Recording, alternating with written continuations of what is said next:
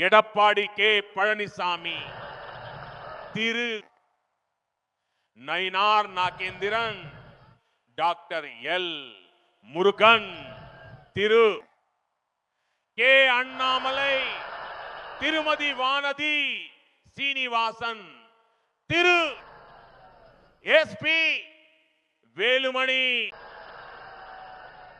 श्री पोल्लाची जयरामन, திரு பொள்ளாச்சி ஜெயராமன், திரு போஜராஜன், திரு எஸ் தங்கராஜ், திரு உடுமலை கே ராதாகிருஷ்ணன், திரு Anandan, doctor S D Premkumar, திருமதி கார்த்திகா சிவகுமார்,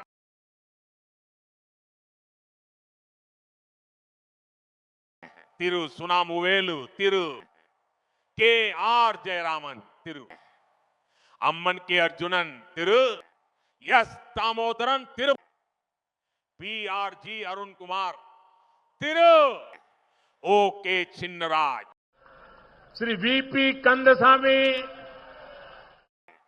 திரு வி பி கந்தசாமி, திரு என் எஸ் என் நடராஜ், திரு கே பி பரமசிவம், மேடையில் வீட்டிற்கும் மற்ற தலைவர்களே, என் அன்பார்ந்த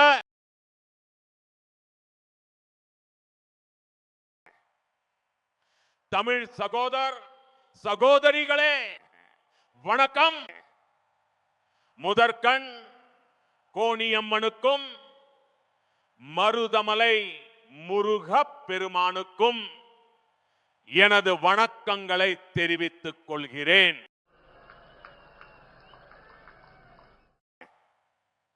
சில நாட்களுக்கு முன்புதான் உலகம் முழுவதும் உள்ள எனது தமிழ் சகோதர சகோதரிகள் புத்தாண்டை கொண்டாடினார்கள். இந்த தருணத்தில் உங்கள் அனைவருக்கும் நல்ல ஆரோக்கியம், மகிழ்ச்சி மற்றும் செழிப்பு உண்டாக எனது வாழ்த்துக்களை தெரிவித்துக் கொள்கிறேன். மேடையில் வீற்றிருக்கும் அனைத்து தலைவர்களே, என் அன்பார்ந்த தமிழ் சகோதரர்களே, வணக்கம். முதற்கண் கோணியம்மனுக்கும் மருதமலை முருகப் பெருமானுக்கும் எனது பிரார்த்தனைகளை காணிக்கையாக்குகின்றேன். சில நாட்களுக்கு முன்புதான் உலகெங்கிலும் உள்ள எனது தமிழ் சகோதர சகோதரிகள் புத்தாண்டை கொண்டாடினார்கள். இந்த வாய்ப்பினை பயன்படுத்தி உங்கள் அனைவருக்கும் நல்ல உடல் நலம், மகிழ்ச்சி மற்றும் நல்வளம் அமைய எனது நல்வாழ்த்துக்களை தெரிவித்துக் கொள்கிறேன். புத்தாண்டு புதிய நம்பிக்கையையும் புதிய ஆற்றலையும் வழங்குகிறது. இந்த புதிய தொடக்கங்களின் நேரத்தில் தமிழக அரசியலில் ஒரு புதிய அத்தியாயம் எழுதப்பட்டு கொண்டிருக்கிறது. தமிழ் மக்கள் ஒரு தெளிவான செய்தியை வழங்குகிறார்கள். தேசிய ஜனநாயக கூட்டணி உள்ளே, திமுக வெளியே. புத்தாண்டு என்பது புதிய நம்பிக்கை, புதிய சக்தியை கொண்டு வருவதும் புதிய தொடக்கம் எனும் இந்த வேளையிலே தமிழ்நாட்டின் அரசியலில் ஒரு புதிய அத்தியாயம் எழுதப்பட்டு கொண்டிருக்கிறது. தமிழ் மக்கள் ஒரு தெளிவான செய்தியை அளிக்கிறார்கள். தேசிய ஜனநாயக கூட்டணியின் வெற்றி, திமுக வெளியே. நண்பர்களே, குறிப்பாக கோவை என்பது கடினமாக உழைக்கக்கூடிய அன்பு நிறைந்த மக்களின் மண். நீங்கள் எப்போதும் பாஜக மற்றும் தேசிய ஜனநாயக கூட்டணியின் வளர்ச்சி அரசியலுக்கு உறுதுணையாக நின்றிருக்கிறீர்கள். அதனால்தான் நான் இங்கு வரும்போதெல்லாம் ஒரு சொந்த உணர்வை பெறுகிறேன். கொங்கு நாட்டு மக்களே, குறிப்பாக கோவை கடும் உழைப்பாளிகளுக்கும் பாசமிகு மக்களுக்கும் சொந்தமான பூமி. வளர்ச்சி அரசியலுக்கு பக்கபலமாக இருக்கிறீர்கள். பாஜக மற்றும் தேசிய ஜனநாயக கூட்டணிக்கு நீங்கள் எப்போதும் உறுதியான தோழர்களாக இருந்து வருகிறீர்கள். ஆகையால் தான் நான் இங்கு வரும்போதெல்லாம் உங்களில் ஒருவனாக உணர்கிறேன். இன்று எனது மக்களுக்கு மத்தியில் எனது வலியையும் எனது கோபத்தையும் வெளிப்படுத்த விரும்புகிறேன்.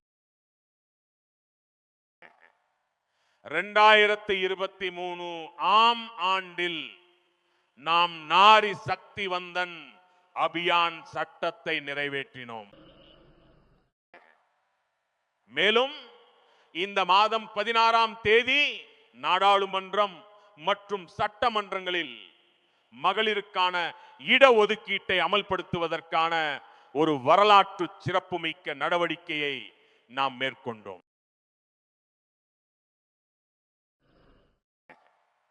மக்களே, இன்று நமது மக்களுக்கு மத்தியில் எனது வருத்தத்தையும் எனது ஆதங்கத்தையும் முன்வைக்க விரும்புகிறேன். 2023ஆம் ஆண்டில் நாம் மகளிரிட ஒதுக்கீட்டு சட்டத்தை அமல்படுத்தினோம். இந்த மாதம் 16ஆம் தேதி நாடாளுமன்றத்திலும் சட்டமன்றங்களிலும் மகளிருக்கான இடஒதுக்கீட்டை அமல்படுத்தும் வரலாற்று சிறப்புமிக்க நடவடிக்கையை நாம் மேற்கொண்டோம். இதை ஆதரிக்குமாறு அனைத்து அரசியல் கட்சிகளிடமும் நான் தனிப்பட்ட முறையில் வேண்டுகோள் விடுத்தேன். அதற்கான பெருமையை அவர்களே எடுத்துக் கொள்ளலாம் என்று நான் அவர்களிடம் மிக தெளிவாக கூறினேன். எனக்கு எந்த ஆட்சேபனையும் இல்லை. சாதாரண குடும்பங்களை சேர்ந்த சகோதரிகள் நாடாளுமன்றத்திற்கும் சட்டமன்றங்களுக்கும் பெருமளவில் வர வேண்டும் என்பதே எனது ஒரே விருப்பமாக இருந்தது. நான் தனிப்பட்ட முறையில் கூட அனைத்து அரசியல் கட்சிகளிடமும் ஆதரவை கோரினேன். எல்லா பெருமையையும் நீங்களே எடுத்துக் கொள்ளுங்கள், எனக்கு எந்த ஆட்சேபனையும் இல்லை என்று அவர்களிடம் மிக தெளிவாக கூறினேன். ஆனால் எனக்கு வேண்டியதெல்லாம் ஒன்றே ஒன்றுதான். சாதாரண குடும்பங்களை சேர்ந்த என்னுடைய சகோதரிகள் நாடாளுமன்றத்திற்கும் சட்டமன்றங்களுக்கும் அதிக எண்ணிக்கையில் வர வேண்டும் என்பது மட்டுமே என்னுடைய ஆசையாக இருந்தது. ஆனால் துரதிர்ஷ்டவசமாக இந்த உன்னதமான முயற்சி தடம்புரளச் செய்யப்பட்டது. திமுக, காங்கிரஸ் மற்றும் அவற்றின் கூட்டணி கட்சிகள் இதை வெறுப்பு மற்றும் அற்ப அரசியலின் இலக்காக மாற்றின. ஆனால் துரதிர்ஷ்டவசமாக இந்த உன்னதமான முயற்சி தோல்வி அடைந்தது. திமுக, காங்கிரஸ் மற்றும் அவற்றின் கூட்டணி கட்சிகள் இதை வெறுப்பரசியலுக்கும் கீழ்த்தரமான அரசியலுக்கும் இரையாக்கின. இந்த மசோதா நிறைவேற்றப்பட்டிருந்தால் 2011ஆம் ஆண்டு மக்கள் தொகை கணக்கெடுப்பின் அடிப்படையில் சாதாரண குடும்பங்களைச் சேர்ந்த பல தமிழ் பெண்கள் நாடாளுமன்ற உறுப்பினர்களாகவும் சட்டமன்ற உறுப்பினர்களாகவும் ஆகியிருப்பார்கள்.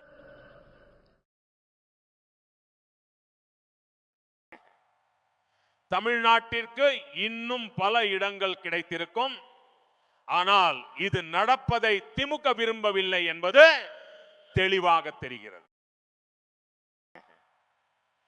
எப்படியாயினும் திமுகவின் செயல்கள் இப்போது அப்பட்டமாக அம்பலமாகிவிட்டன. இம்மசோதா மட்டும் சட்டமாகி இருந்தால் சாதாரண குடும்பங்களைச் சேர்ந்த பல பெண்கள் எம்பிக்களாகவும் எம்எல்ஏக்களாகவும் ஆகியிருப்பார்கள்.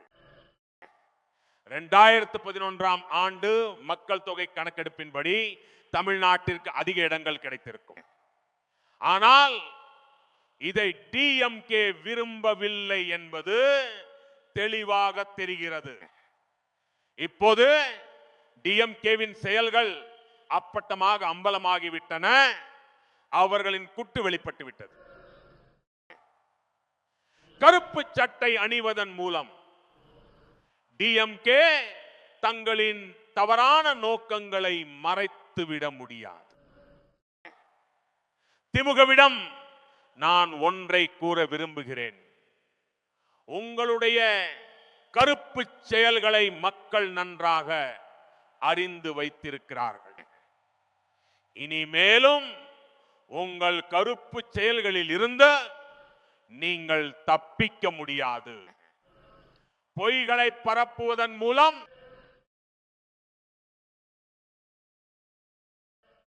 திமுகவின் கருப்பு செயல்களை மறைத்துவிட முடியாது. கருப்பு உடை அணிவதன் மூலம் திமுக தங்களின் தீய எண்ணங்களை மறைத்துவிட முடியாது என்பதை நான் திமுகவிற்கு தெரிவித்துக் கொள்கிறேன். உங்களுடைய தீய செயல்களின் விளைவுகளில் இருந்து உங்களால் இனி தப்பிக்கவே முடியாது. உங்கள் உண்மை முகத்தை மக்கள் இப்போது அறிந்து கொண்டு விட்டனர். திமுகவால் இனிமேலும் பொய்களையும் தந்திரங்களையும் மறைக்க முடியாது. தமிழ்நாட்டு மக்களுக்கு நான் உறுதியளிப்பது என்னவென்றால், இது நமது போராட்டத்தின் முடிவல்ல. இது வெறும் ஆரம்பம் தான். பாஜகவும் தேசிய ஜனநாயக கூட்டணியும் உங்கள் உரிமைகளுக்காக தொடர்ந்து போராடும். தமிழர்களே, உங்களுக்கு நான் ஒன்று உறுதிபட கூறிக்கொள்ள விரும்புகின்றேன். இது நமது போராட்டத்தின் முடிவல்ல, இது ஒரு ஆரம்பம்தான். பாஜகவும் தேசிய ஜனநாயக கூட்டணியும் உங்கள் உரிமைகளுக்காக தொடர்ந்து போராடும். இதுவே எனது உறுதிமொழி.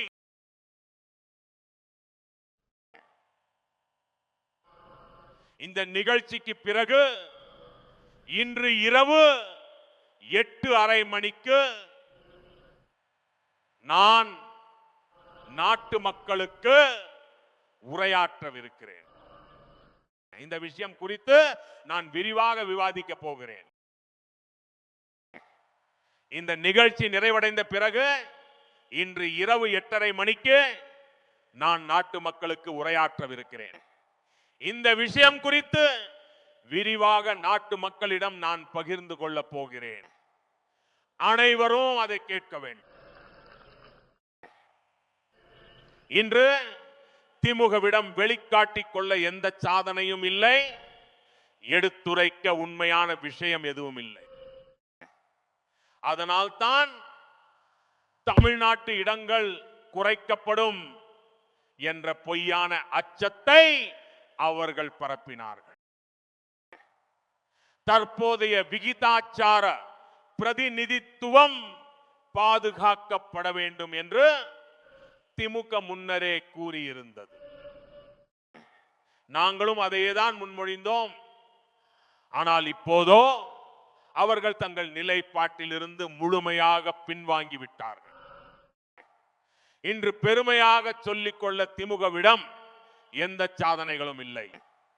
குற்றம் சாட்டுவதற்கு உண்மையான எந்த பிரச்சனைகளும் இல்லை. அதனால்தான் தமிழ்நாட்டின் இடங்கள் குறைக்கப்படுவது குறித்து பொய்யான அச்சங்களை பரப்ப தொடங்கி இருக்கிறார்கள். தற்போதுள்ள விகிதாச்சார அடிப்படையிலான பிரதிநிதித்துவம் தக்க வைக்கப்பட வேண்டும் என்று திமுக முன்னர் கூறியிருந்தது. நாங்கள் அதன் அடிப்படையில் தான் அந்த மசோதாவை முன்வைத்தோம். ஆனால் அப்போது ஒன்றை சொல்லிவிட்டு இப்போது மாற்றி பேசுகிறார்கள். சாதாரண பெண்கள் உயர்வதை கண்டு திமுகவிற்கும் காங்கிரசிற்கும் ஏன் இவ்வளவு கோபம் வருகிறது? ஏனெனில் இந்த குடும்ப கட்சிகள் அதிகாரம் தங்கள் குடும்பங்களுக்குள்ளேயே முடங்கி கிடக்க வேண்டும் என விரும்புகின்றன.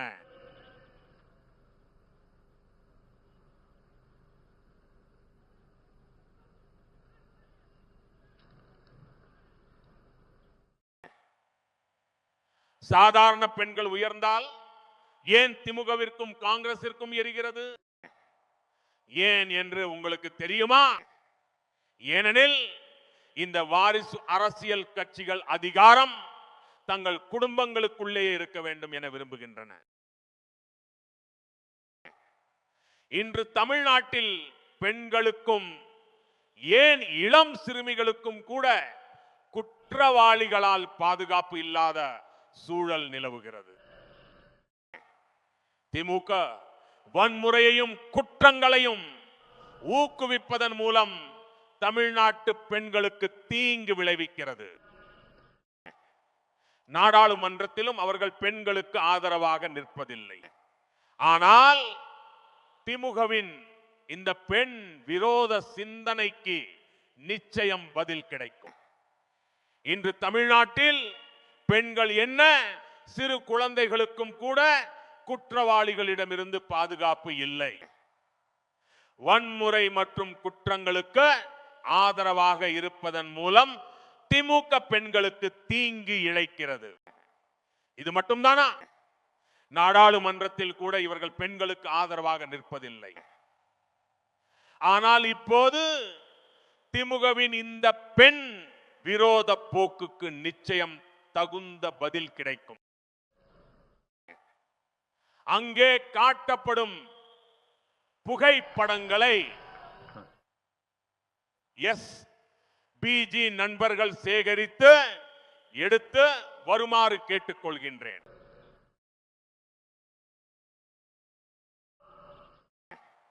தமிழ்நாட்டின் ஒவ்வொரு சகோதரியிடமும் நான் சொல்லிக் கொள்வது என்னவென்றால், திமுகவையும் திமுகவினரையும் நீங்கள் பார்க்கும் இடமெல்லாம் கேள்வி கேளுங்கள். பெண்களுக்கு பிரதிநிதித்துவம் அளிப்பதை உறுதி செய்யும் ஒரு மசோதாவை ஏன் எதிர்க்கிறீர்கள் என்று அவர்களிடம் கேளுங்கள். தமிழ்நாட்டு பெண்களுக்கு இந்த தங்கமான வாய்ப்பை ஏன் மறுக்கிறீர்கள் என்று திமுகவை கேளுங்கள். மேலும் ஏப்ரல் 23ஆம் தேதி அவர்களுக்கு தெளிவான மற்றும் வலிமையான ஒரு செய்தியை வழங்குங்கள். நான் தமிழ்நாட்டின் ஒவ்வொரு சகோதரியிடமும் கூறிக்கொள்கின்றேன்.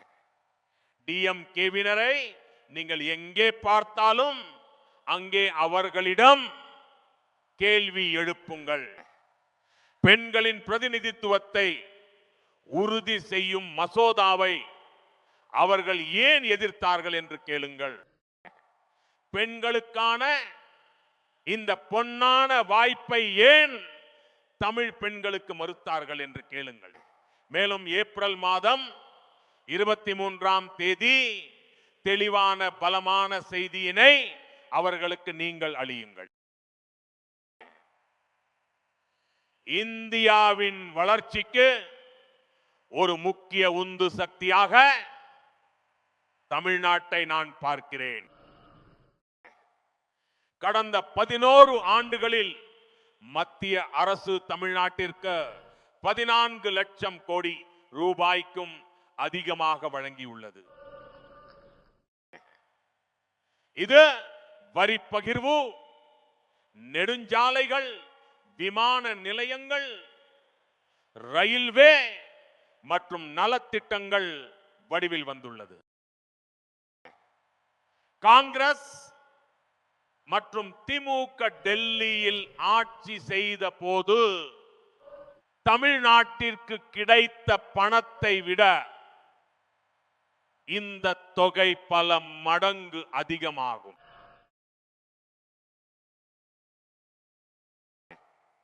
இந்தியாவின் வளர்ச்சிக்கு ஒரு முக்கிய உந்து சக்தியாக நான் தமிழ்நாட்டை பார்க்கிறேன்.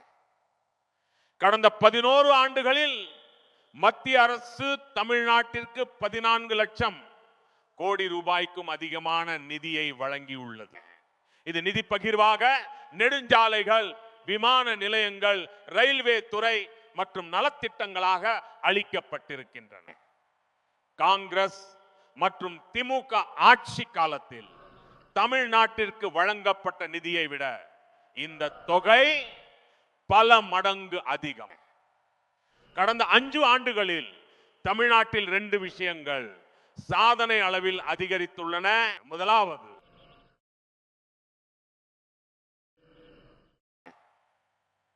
ஒரு குடும்பத்தின் செல்வம். இரண்டாவது, தமிழ்நாட்டின் கடன். திமுகவின் முதன்மை குடும்பம் செழித்துக் கொண்டே போகிறது. ஆனால் தமிழ்நாட்டின் ஒவ்வொரு குடிமகன் மீதான கடனோ மேலும் மேலும் அதிகரித்துக் கொண்டே இருக்கிறது. நண்பர்களே, கடந்த 5 ஆண்டுகளாக தமிழ்நாட்டில் 2 விஷயங்கள் சாதனை அளவுகளை எட்டி இருக்கின்றன.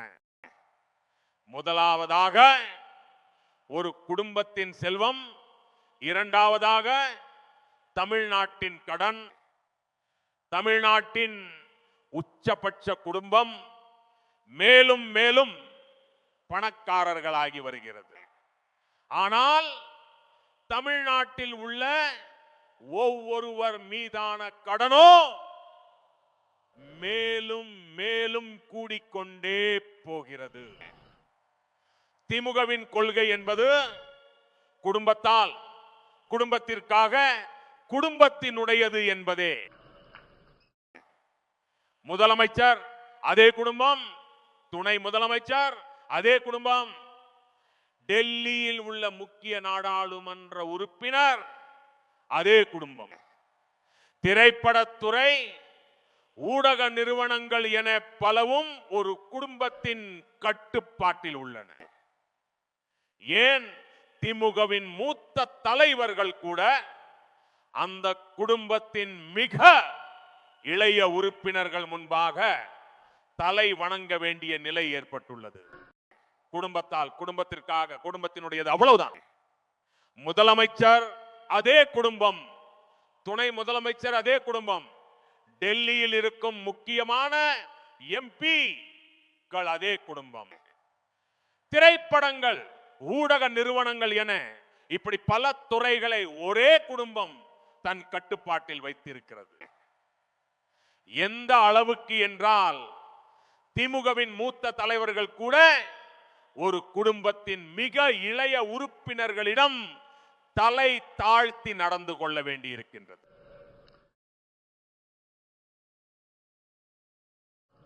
நான் எப்போதெல்லாம் தமிழ்நாட்டு மக்களை சந்திக்கிறேனோ அப்போதெல்லாம் அவர்கள் இங்கே ஒரு குடும்பத்தில் ஒரு பெரிய போட்டி நடப்பதாக சொல்கிறார்கள். அந்த போட்டி யாருக்கிடையில் என்றால் மகனுக்கும் மருமகனுக்கும் இடையில் தான். யார் அதிகமாக கொள்ளை அடிப்பது என்பதில் அவர்கள் போட்டியிடுகிறார்கள்.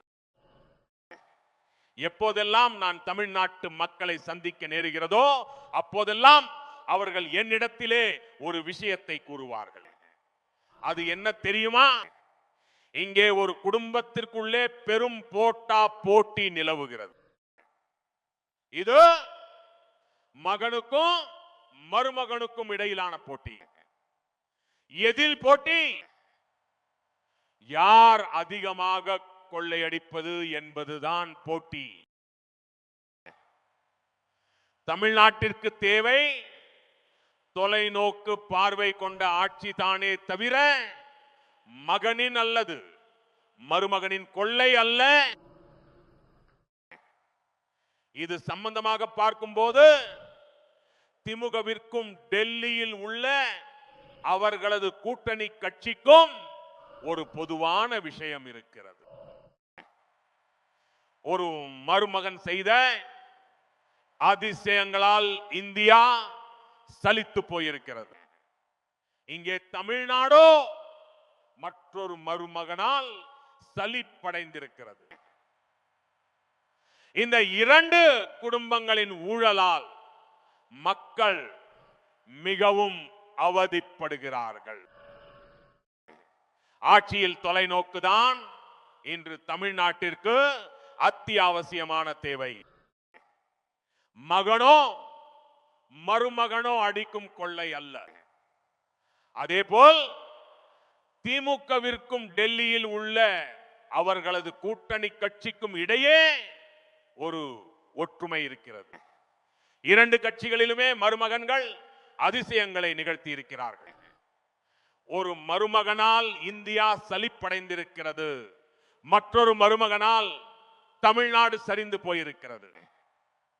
இந்த 2 குடும்பங்களின் ஊழலால் மக்கள் பெரும் வேதனையில் இருக்கிறார்கள். ஆனால் திமுகவிற்கும் பாஜகவிற்கும் உள்ள வேறுபாட்டை பாருங்கள். கோவையின் பெருமைக்குரிய மகனான திரு சி.பி. ராதாகிருஷ்ணன்ஜியின் உதாரணத்தை எடுத்துக் கொள்ளுங்கள். அவருக்கு எந்த அரசியல் பின்னணியும் இல்லை. அவர் தனது நேர்மையாலும் கடின உழைப்பாலும் வளர்ந்தார். உதாரணமாக, அவர் கயிறு வாரியத்தில் இருந்தபோது அதன் ஏற்றுமதியை சாதனை அளவிற்கு கொண்டு சென்றார். இப்போது கோவையின் மைந்தர் ஒருவர் நமது துணை குடியரசுத் தலைவராக இருக்கிறார். ஆனால் திமுகவிற்கும் பாஜகவிற்கும் இடையிலான வித்தியாசத்தை பாருங்கள். கோவையின் மண்ணின் மைந்தர் சிபி ராதாகிருஷ்ணன் அவர்களை உதாரணமாக எடுத்துக்கொள்வோமே. அவருக்கு எந்த அரசியல் பின்னணியும் கிடையாது. நேர்மையும் கடின உழைப்பும் கொண்டவர். அவர் கயிறு வாரியத்தில் இருந்த போது அதன் ஏற்றுமதியை சாதனை அளவிற்கு கொண்டு சென்றார். இப்போது கோவையின் மண்ணின் மைந்தர் ஒருவர் நமது துணை குடியரசுத் தலைவராக இருக்கிறார். கோவை மக்கள் திமுகவின் ஊழல் மற்றும் மாஃபியா பாணி அரசியலை எப்போதுமே நிராகரித்து வந்துள்ளனர். எனவே திமுக இந்த பகுதியை ஒரு அரசியல் பழிவாங்கும் உணர்வுடன் பார்க்கிறது. சில மாதங்களுக்கு முன்பு திமுகவின் உயர்மட்ட குடும்பத்தைச் சேர்ந்த ஒருவர் மக்களை எப்படி அவமதித்தார் என்பதை நினைத்து பாருங்கள். இப்போது டெஸ்ட் பேக் ஊழல் உட்பட பெரும் ஊழல்களுக்கு பெயர் போன ஒரு அரசியல்வாதியை அவர்கள் இங்கே அனுப்பி இருக்கிறார்கள். கோவை மக்கள் திமுகவின் ஊழல் நிறைந்த ரவுடி அரசியலை எப்போதுமே புறக்கணித்து வந்திருக்கிறார்கள். ஆகையால் தான் இந்த பகுதியை ஒரு அரசியல் பழிவாங்கும் நோக்கோடு திமுக அணுகி வந்திருக்கிறது. திமுகவின் முதல் குடும்பத்தைச் சேர்ந்த ஒருவர் சில மாதங்களுக்கு முன்னால் கோவை மக்களை எப்படி அவமானப்படுத்தினார் என்பது உங்களுக்கு நினைவிருக்கிறதா? இல்லையா? மாபெரும் ஊழல்களுக்கு பெயர் போன ஒரு அரசியல்வாதியை இப்போது இங்கே அவர்கள் அனுப்பி இருக்கிறார்கள். நண்பர்களே, இரட்டை இயந்திர அரசு இருக்கும்போது பணிகள் வேகமாக நடைபெறுகின்றன. நண்பர்களே, இரட்டை இயந்திர அரசாங்கம் இருக்கும் போது பணிகள் மும்முரமாக வேகமாக நடக்கின்றன. மக்கள் நலத்திட்டங்கள் விரிவாக மக்களை சென்றடைகின்றன. ஆதாயங்கள் பன்மடங்காகின்றன. உதாரணமாக பிஎம் சூரியகர் திட்டத்தை எடுத்துக் கொள்ளுங்கள். தற்போதைக்கு இது கோவையில் 8000 வீடுகளை மட்டுமே சென்றடைந்துள்ளது. ஒவ்வொரு வீட்டிற்கும் கூரை மீது சூரிய சக்தி மின் தகடுகள் அமைக்க மத்திய அரசிடமிருந்து சுமார் 75,000 ரூபாய் மானியம் வழங்கப்பட்டது. ஆக 8000 வீடுகளுக்கு என்றால் மத்திய அரசால் மொத்தமாக சுமார் 60 கோடி ரூபாய் வழங்கப்பட்டுள்ளது. பிரதம மந்திரி சூரிய சக்தி வீடுகள் திட்டத்தை உதாரணமாக எடுத்துக்கொள்வோம். இப்போது இது கோவையில் 8000 வீடுகளை மட்டுமே சென்றடைந்திருக்கிறது. ஒவ்வொரு வீட்டிற்கும் இந்த கூரை மீதான சூரிய சக்தி அமைப்பிற்கு சுமார் 75,000 ரூபாய் மத்திய அரசு தரப்பிலிருந்து மானியம் கிடைத்தது. ஆக 8000 வீடுகள் என்றால் சுமார் 60 கோடி ரூபாயை மத்திய அரசு அளித்திருக்கிறது. ஆனால் இதன் பலன் மானியத்துடன் நின்று விடுவதில்லை. சூரிய சக்தி மின் கட்டண சுமையிலிருந்து மக்களை காக்கிறது. ஒரு கணக்கீட்டின்படி இதன் மூலம் மக்கள் தங்கள் பணத்தை சேமிக்கின்றனர். ஒவ்வொரு வீடும் தங்களது மின் கட்டணத்தில் மாதம் தோறும் சுமார் 2000 ரூபாய் சேமிக்கிறது. 8000 வீடுகளும் இணைந்து ஒவ்வொரு மாதமும் சுமார் 1.6 கோடி ரூபாயை சேமிக்கின்றன. இது ஆண்டுக்கு சுமார் 19 கோடி ரூபாய் சேமிப்பாகும். ஆனால் ஆதாயம் மானியத்தோடு மட்டும் நின்று விடுவதில்லை. சூரிய சக்தி மின்சாரத்தால் மின் கட்டணம் குறைகிறது. அதனால் மக்களால் பணத்தை சேமிக்க முடிகிறது. மின் கட்டணத்தின் மூலம் மட்டுமே ஒவ்வொரு வீடும் மாதம் தோறும் சுமார் 2000 ரூபாய் சேமிக்கிறது என்பது ஒரு கணக்கீடு. 8000 வீடுகளும் சேர்ந்து ஒவ்வொரு மாதமும் சுமார் 1.6 கோடி ரூபாயை சேமிக்கின்றன. அப்படி என்றால் ஒவ்வொரு ஆண்டும் 19 கோடி ரூபாய் சேமிப்பு. ஒரு சுறுசுறுப்பான மாநில அரசு இருந்து இந்த திட்டம் 1 லட்சம் வீடுகளை சென்றடைந்தால் இந்த சேமிப்பு இன்னும் பல மடங்கு உயரும். அதனால் ஏற்படும் தாக்கத்தை கற்பனை செய்து பாருங்கள். உள்ளூர் சோலார் விற்பனையாளர்களின் வணிகம் அதிகரிக்கும். கோயம்புத்தூர் மக்களுக்கு மத்திய அரசிடமிருந்து கிடைக்கும் மானியம் சுமார் 800 கோடி ரூபாயாக இருக்கும். மக்களின் மின்சார சேமிப்பு சுமார் 250 கோடி ரூபாயாக இருக்கும். மின் கட்டணத்தில் ஏறத்தாழ 250 கோடி ரூபாய்க்கும் அதிகமான சேமிப்பு. சுறுசுறுப்பாக செயல்படும் ஒரு மாநில அரசு இருந்து இந்த திட்டம் 1 லட்சம் வீடுகளை சென்றடைந்தால் அது ஏற்படுத்தக்கூடிய தாக்கத்தை கற்பனை செய்து பாருங்கள். சூரிய சக்தி பொருட்களை தயாரிக்கும் உள்ளூர் வியாபாரிகளின் வர்த்தகம் அதிகரிக்கிறது. கோவை மக்களுக்கு மத்திய அரசிடமிருந்து கிடைக்கும் மானியம் சுமார் 800 கோடி ரூபாயாக இருக்கும். ஒவ்வொரு ஆண்டும் மின்சாரத்தில் மக்கள் சேமிக்கும் தொகை மட்டும் சுமார் 250 கோடி ரூபாயாக இருக்கும். இது மின்சார மானியங்களை வழங்கும் அரசின் சுமையை குறைக்கிறது.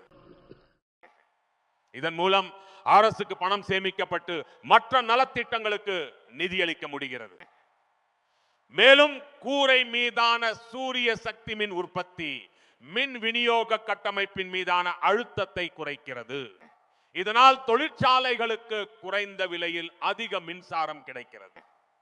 இது அதிக முதலீடுகளையும் அதிக வேலை வாய்ப்புகளையும் அதிக செழிப்பையும் குறிக்கிறது.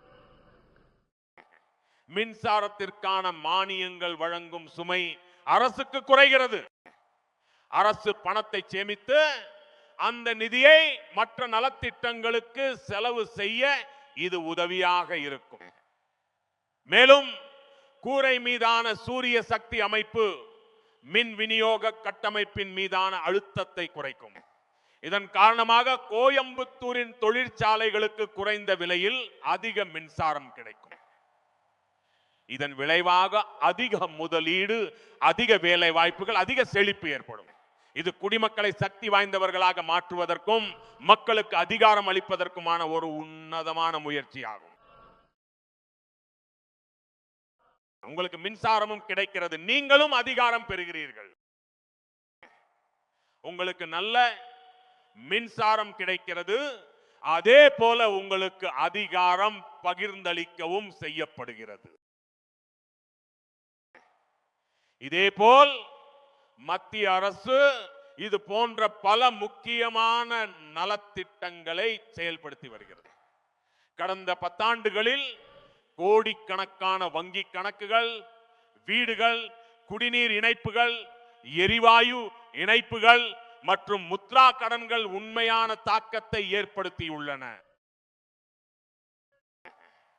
நாங்கள் 25 கோடி மக்களை வறுமையிலிருந்து மீட்டெடுத்துள்ளோம். இது பல நாடுகளின் மக்கள் தொகையை விட அதிகமாகும். அதேபோல் இது போன்ற பல முக்கியமான நலத்திட்டங்களை மத்திய அரசு செயல்படுத்தி வருகிறது. கோடிக்கணக்கான வங்கி கணக்குகள், வீடுகள், குடிநீர் இணைப்புகள், எரிவாயு இணைப்புகள், முத்ரா கடன்கள் என இவையெல்லாம் நல்லதொரு தாக்கத்தை ஏற்படுத்தி இருக்கின்றன. கடந்த 10 ஆண்டுகளில் நாம் 25 கோடி மக்களை ஏழ்மையில் இருந்து மீட்டெடுத்திருக்கிறோம். இது பல நாடுகளின் மக்கள் தொகையை விட அதிகமானது. இந்த 25 கோடி மக்களும் லட்சிய வேட்கை கொண்டவர்கள். அவர்கள் பொருட்களுக்கும் சேவைகளுக்கும் செலவிடுகிறார்கள். இந்த பொருட்களை தயாரித்தது யார்? கோயம்புத்தூர் போன்ற இடங்களில் உள்ள சிறு தொழிற்சாலைகள் தான். அவற்றை விற்பவர்கள் யார்? நடுத்தர வர்க்கத்தினர் நடத்தி வரும் உள்ளூர் வணிகங்களும் கடைகளும் அங்கு வேலை செய்யும் நடுத்தர வர்க்கத்தைச் சேர்ந்த இளைஞர்களும் தான். இந்த 25 கோடி மக்களும் முன்னேற துடிக்கும் ஆர்வம் உடையவர்கள். அவர்கள் சரக்குகள் மற்றும் சேவைகளை பெற செலவு செய்கிறார்கள். இந்த பொருட்களை தயாரிப்பவர்கள் யார்? கோயம்புத்தூர் போன்ற இடங்களில் உள்ள சிறு தொழிற்சாலைகள் தான். அவற்றை விற்பனை செய்பவர்கள் யார்? நடுத்தர வர்க்கத்தினர் நடத்தி வரும் உள்ளூர் வியாபாரிகளும் கடைகளும் தான். அங்கே வேலை பார்ப்பவர்கள் யார்? நடுத்தர வர்க்கத்தைச் சேர்ந்த இளைஞர்கள் தான். எனவே மத்திய அரசின் திட்டங்கள் தாமதமின்றி செயல்படுத்தப்படும் போது ஏழைகளும் நடுத்தர வர்க்கத்தினரும் பயனடைகிறார்கள். வளர்ச்சி அனைவரையும் சென்றடைகிறது. இதனால் தான் தமிழ்நாட்டிற்கு இரட்டை இயந்திரம் கொண்ட தேசிய ஜனநாயக கூட்டணி அரசாங்கம் மிகவும் தேவைப்படுகிறது. நண்பர்களே, உங்கள் சேமிப்பை பற்றி நாங்கள் அக்கறை கொண்டுள்ளோம். 2014க்கு முன்பு 12 லட்சம் ரூபாய் வருமானத்திற்கு 2 லட்சம் ரூபாய் வரை வரி செலுத்த வேண்டி இருந்தது. இன்றோ 12 லட்சம் ரூபாய் வருமானத்திற்கு வரி என்பது 0 ஆகும். இது நடுத்தர வர்க்கத்தினரின் கைகளில் கிடைக்கும் நேரடி சேமிப்பாகும். ஜிஎஸ்டியை குறைத்ததன் மூலம் நாங்கள் மற்றொரு நிவாரணத்தையும் வழங்கியுள்ளோம். எனவே மக்கள் பொருட்களையும் சேவைகளையும் வாங்கும் போது குறைந்த விலையே கொடுக்கிறார்கள். சிந்தித்து பாருங்கள், இதனால் நடுத்தர வர்க்கத்தினருக்கு எவ்வளவு நன்மை கிடைக்கும். நண்பர்களே, உங்கள் சேமிப்பை பற்றி நாங்கள் அக்கறை கொள்கிறோம். 2014ஆம் ஆண்டுக்கு முன்பு 12 லட்சம் ரூபாய் வருமானத்திற்கு 2 லட்சம் ரூபாய் வரை வருமான வரி செலுத்த வேண்டியிருந்தது. இன்றோ 12 லட்சம் ரூபாய் வரை வருமான வரி கிடையாது. இது நடுத்தர வர்க்கத்தினரின் கைகளில் கிடைக்கும் நேரடி சேமிப்பாகும். ஜிஎஸ்டி வரி விகிதங்களை குறைத்து அடுத்த கட்ட நிவாரணத்தையும் நாங்கள் வழங்கியுள்ளோம். அதன் காரணமாக மக்கள் பொருட்களையும் சேவைகளையும் வாங்கும் போது குறைவாகவே செலவு செய்கிறார்கள். நடுத்தர வர்க்கத்தினருக்கு இதனால் எவ்வளவு ஆதாயம் கிடைக்கிறது என்று பாருங்கள். இப்போது குடும்பங்களால் கல்வி, சுகாதாரம் மற்றும் வீட்டு வசதி போன்றவற்றுக்காக அதிகமாக சேமிக்க முடிகிறது. அவர்களால் அதிகமாக முதலீடு செய்து அதிலிருந்து அதிக வருமானத்தை ஈட்ட முடியும். அதேபோல் பொருட்கள் மற்றும் சேவைகளுக்காகவும் அதிகமாக செலவு செய்ய முடியும். ஆரோக்கியம், வீட்டு வசதி போன்றவை தொடர்பாக குடும்பங்களால் இனி அதிகமாக சேமிக்க முடியும். தேவை அதிகரிக்கும் போது அது தொழிற்சாலைகளில் உற்பத்தியை அதிகரிக்கிறது. இது சிறு வணிகங்களுக்கும் உள்ளூர் சந்தைகளுக்கும் ஆதரவளிக்கிறது. எனவே வரி சேமிப்பு பொருளாதாரம் முழுவதும் வளர்ச்சியை தூண்டுகிறது. இந்தியாவின் குறு, சிறு மற்றும் நடுத்தர நிறுவனங்கள் துறை பயனடையும், பொருளாதாரம் வலுப்பெறும். மேலும் இதன் மிகப்பெரிய நன்மை தமிழ்நாட்டிற்கு கிடைக்கும். தேவை அதிகரிக்கும் போது தொழிற்சாலைகளில் உற்பத்தி ஊக்குவிக்கப்படுகிறது. இது சிறு வணிகங்களுக்கும் உள்ளூர் சந்தைகளுக்கும் ஆதரவாக இருக்கிறது. அந்த வகையில் சேமிப்பின் காரணமாக ஒட்டுமொத்த பொருளாதாரத்தின் வளர்ச்சி ஊக்குவிக்கப்படுகிறது. இந்தியாவில் சிறு, குறு மற்றும் நடுத்தர தொழில்களுக்கு ஆதாயம் ஏற்படும், பொருளாதாரம் வலுப்பெறும். இது தமிழ்நாட்டிற்கு பெரும் ஆதாயத்தை ஈட்டித் தரும். இங்கும் சுகாதாரத்துறையை ஒரு உதாரணமாக எடுத்துக்கொள்வோம். ஒவ்வொரு குடும்பத்திற்கும் நாங்கள் எவ்வாறு பயனளிக்கிறோம் என்பதை நீங்கள் காணலாம். ஆயுஷ்மான் பாரத் திட்டத்தின் கீழ் ஏழைகள் ஒவ்வொரு ஆண்டும் 5 லட்சம் ரூபாய் வரை இலவச சிகிச்சை பெறுகிறார்கள். இதில் இப்போது சமூகத்தின் அனைத்து பிரிவுகளையும் சேர்ந்த 70 வயதுக்கு மேற்பட்ட மூத்த குடிமக்களும் அடங்குவர். முதியோருக்கான சுகாதாரம் என்பது நடுத்தர வர்க்கத்தினரின் ஒரு முக்கிய கவலையாக உள்ளது. அதை நாங்கள் கவனித்துக் கொண்டுள்ளோம். உங்கள் ஆரோக்கியம், உங்கள் வீட்டில் உள்ள பெரியவர்களின் ஆரோக்கியம், குழந்தைகளின் ஆரோக்கியம் என அனைத்திலும் தேசிய ஜனநாயக கூட்டணி அரசு அக்கறை கொண்டுள்ளது. நாட்டில் சுகாதாரத்துறையை எடுத்துக்கொள்வோம். இங்கும் கூட ஒவ்வொரு குடும்பத்திற்கும் எப்படி ஆதாயம் ஏற்படுகிறது என்று பார்க்கலாமா? ஆயுஷ்மான் பாரத் திட்டத்தின்படி ஒவ்வொரு ஆண்டும் 5 லட்சம் ரூபாய் வரை ஏழை மக்களுக்கு இலவச சிகிச்சை அளிக்கப்படுகின்றது. இது இப்போது விரிவாக்கம் செய்யப்பட்டு 70 வயதுக்கும் மேற்பட்ட அனைத்து தரப்பு மூத்த குடிமக்களுக்கும் அளிக்கப்படுகின்றது. நடுத்தர வர்க்க மக்களுக்கு மூத்தவர்களின் உடல் நல பராமரிப்பு பெரும் கவலை தரும் விஷயம். அதற்கும் நாம் தீர்வளித்திருக்கின்றோம். உங்கள் ஆரோக்கியம், உங்கள் வீட்டில் உள்ள முதியோரின் உடல் நலம், குழந்தைகளின் ஆரோக்கியம் ஆகியவற்றின் மீது தேசிய ஜனநாயக கூட்டணி அரசு அக்கறை கொண்டுள்ளது. ஜன் ஔஷதி மையங்களில் மருந்துகள் 80% வரை மலிவாக கிடைக்கின்றன. இந்த ஜன் ஔஷதி கேந்திராவால் ஒவ்வொரு குடும்பமும் ஆண்டுக்கு சுமார் 12,000 ரூபாய் சேமிப்பதாக சில மதிப்பீடுகள் கூறுகின்றன.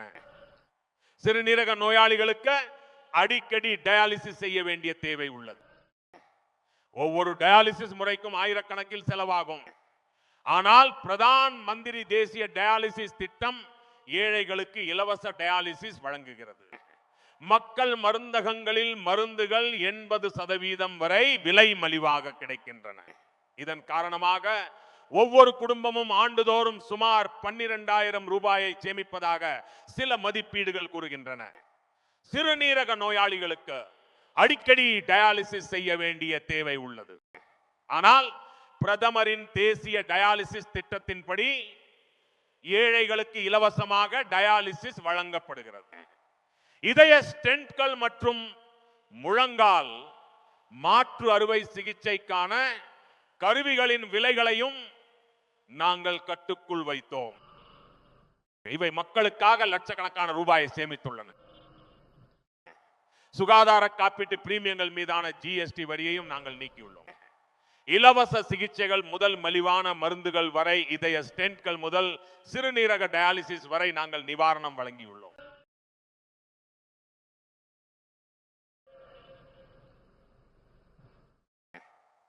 மூத்த குடிமக்களின் உடல் நலத்தை கவனித்துக் கொள்ள நாங்கள் நடவடிக்கை எடுத்துள்ளோம். அதாவது குறைந்த செலவில் உயர்தர சுகாதார ஆதரவை பெறுவதை உறுதி செய்துள்ளோம். அதேபோல் இதய ஸ்டென்ட்கள், மூட்டு மாற்று அறுவை சிகிச்சை கருவிகள் ஆகியவற்றின் விலைகளுக்கு உச்சவரம்பை நிர்ணயம் செய்தோம். இதனால் மக்களின் லட்சக்கணக்கான ரூபாய் சேமிக்கப்பட்டதுடன் சுகாதார காப்பீட்டு பிரீமியங்கள் மீதான ஜிஎஸ்டி வரியையும் நாங்கள் நீக்கியுள்ளோம். இலவச சிகிச்சைகள் முதல் மலிவு விலை மருந்துகள் வரை, இதய ஸ்டென்ட்கள் முதல் சிறுநீரக டயாலிசிஸ் வரை மூத்த குடிமக்கள் மற்றும் நோயாளிகளின் உடல் நலனில் நாங்கள் அக்கறை செலுத்தியுள்ளோம். குறைவான செலவு, உயர்தர மருத்துவ சேவை, இதுவே எங்களின் குறிக்கோள். கடந்த ஆண்டு நவம்பர் மாதம் இயற்கை விவசாயம் தொடர்பான ஒரு உச்சி மாநாட்டிற்காக நான் கோவைக்கு வந்திருந்தேன். அது நான் ஒருபோதும் மறக்க முடியாத ஒரு அனுபவம். கோயம்புத்தூர் மற்றும் தமிழ்நாட்டை சேர்ந்த கடினமாக உழைக்கும் முற்போக்கு சிந்தனை கொண்ட விவசாயிகள் இந்த பகுதியில் தங்கள் புதுமையான கண்டுபிடிப்புகளை காட்சிப்படுத்தினர். நமது விவசாயிகளுக்கு நான் தலைவணங்குகிறேன். தமிழ்நாட்டில் உள்ள தேசிய ஜனநாயக கூட்டணியின் இரட்டை இயந்திர அரசு அவர்களின் வாழ்க்கையை மேம்படுத்தும் என்றும் நான் அவர்களுக்கு உறுதியளிக்கிறேன். திமுக அரசு விவசாயிகளை பற்றி ஒருபோதும் கவலைப்படவில்லை. தேசிய ஜனநாயக கூட்டணியின் இரட்டை இயந்திர அரசு விவசாயிகளின் நலனுக்கு முன்னுரிமை அளிக்கும். கடந்த ஆண்டு நவம்பர் மாதம் இயற்கை விவசாய மாநாட்டில் பங்கேற்பதற்காக நான் கோவைக்கு வந்திருந்தேன். அது ஒரு மறக்க முடியாத அனுபவமாக இருந்தது.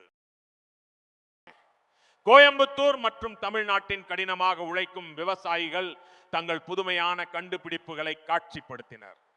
நமது விவசாயிகளுக்கு நான் தலைவணங்குகிறேன். தேசிய ஜனநாயக கூட்டணியின் இரட்டை இயந்திர அரசு தமிழர்களின் வாழ்க்கையை மேம்படுத்தும் என்று நான் உறுதியளிக்கிறேன். திமுக அரசு விவசாயிகளை பற்றி எந்த அக்கறையையும் காட்டவில்லை.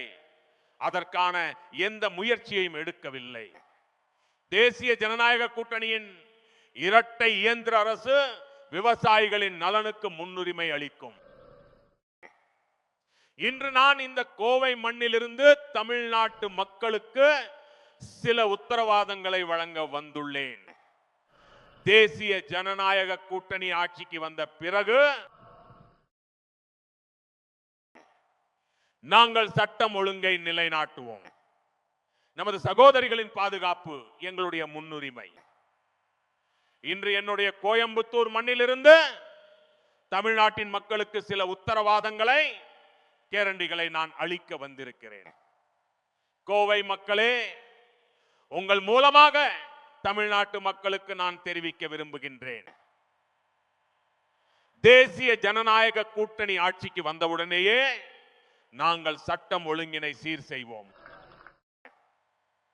நில அபகரிப்பு பெருங்குற்றவாளிகள், மணல் அள்ளும் பெருங்குற்றவாளிகள், மதுபான பெருங்குற்றவாளிகள் ஆகியோருக்கு எதிராக கடுமையான நடவடிக்கை எடுப்போம்.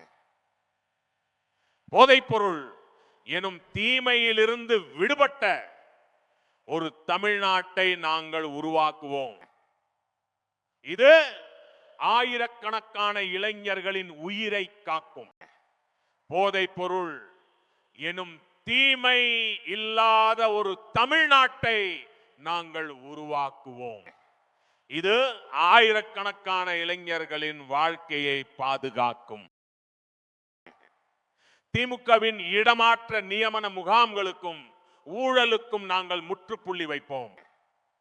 திமுகவின் அனைத்து முகாம்கள் குறித்தும் நாங்கள் விசாரித்து நடவடிக்கை எடுப்போம். இங்கு நடைபெறும் அனைத்து ஆட்சேர்ப்புகளிலும் வெளிப்படைத்தன்மை இருக்கும். மேலும் இங்குள்ள லட்சக்கணக்கான இளைஞர்களுக்கு வேலை வாய்ப்பு கிடைக்கும். இடமாற்றங்களுக்காக திமுக பணம் வசூலிப்பது, பண மோசடி, ஊழல் ஆகியவற்றுக்கு நாங்கள் முற்றுப்புள்ளி வைப்போம். திமுக செய்துள்ள அனைத்து மோசடிகளையும் புலனாய்வு செய்து நடவடிக்கை எடுப்போம். மேலும் இங்கு அனைத்து நியமனங்களும் வெளிப்படையான முறையில் நடக்கும். மேலும் இங்குள்ள லட்சக்கணக்கான இளைஞர்களுக்கு வேலை வாய்ப்புகள் உருவாக்கப்படும். நான் குறிப்பாக எனது பாஜக மற்றும் தேசிய ஜனநாயக கூட்டணி தொண்டர்களிடம் ஒன்றை கூற விரும்புகிறேன். வரவிருக்கும் நாட்களில்